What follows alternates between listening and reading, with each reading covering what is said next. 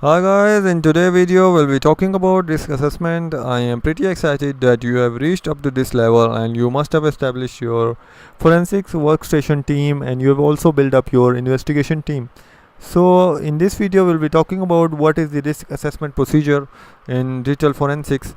So first of all, when we are talking about risk assessment, you have to identify the incident and the cause of the incident.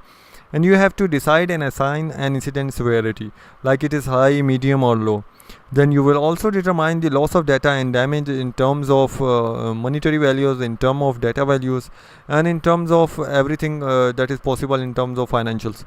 Then you will determine and analyze compromised system, that if there is a virus that has been leaked from one system, then you will analyze what the virus has compromised how many systems and what is the severity of that system. Like all the systems have crashed, then there is a high severity, and if some computer programs are crashed, then there is a low severity. Then you have to prevent all the communication with all the other device types because of that incident and all the devices that can be affected due to that incident. Then you have to follow the guidelines to stop that incident, and you have to stop the spread of that incident if it is happening at an exponential rate.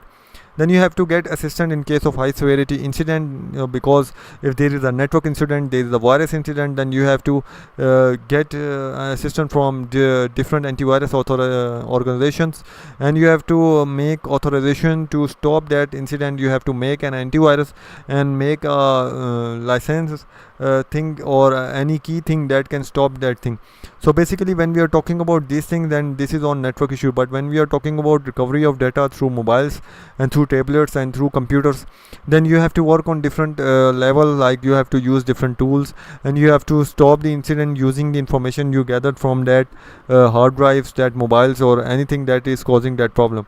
And in case of that is a very greater public incident, like if a virus has been unleashed and it is crashing all the system, then you have to communicate that to national organizations, and they have to take different measures on them to save their computers, and they have to communicate to the public so that the public can communicate with those authorities and they can save their system.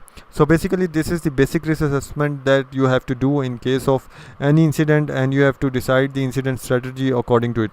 So this video was up to here, and this assessment is very important topic in this one, and this is a very greater topic, and we will also go into further details in our next video. So like and subscribe to my channel and stay updated, and share this free knowledge to other people so that people can get this free knowledge. Thank you.